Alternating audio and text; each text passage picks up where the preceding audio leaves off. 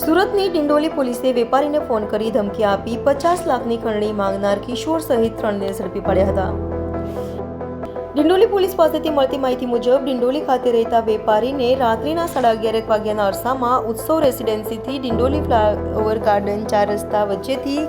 પસાર થતા હતા ત્યારે એક બાઇક પર આવેલા અજાણ્યા ઈસમોએ વેપારીની ગાડીને ઓવરટેક કરી આંતરી નામ પૂછી વેપારીને હથિયાર કાઢી ધમકાવી ફોન કાઢી લે, ભાઈ સાથે વાત કર તેમ કહી ચાલુ ફોને વેપારીને પકડાવી દીધો હતો. જેમાં સામેથી અજાણ્યા વેપારીનું નામ પૂછી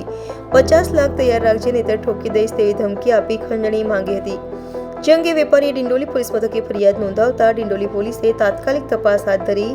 ખંડણી માંગનાર 2 આરોપીઓ પાંદેસરા વિનાયકનગર ખાતે રહેતા આદિત્ય ઉર્ફે આદિ ગોંડ અને પાંદેસરા આવિર્ભાવ સોસાયટી વિભાગ 1માં રહેતા વૈભવ મનોજસિંહ તથા એક બાળ કિશોરને ઝડપી પાડી ત્રણેયની ધરપકડ કરી કાયદેસરની કાર્યવાહી હાથ ધરી હતી.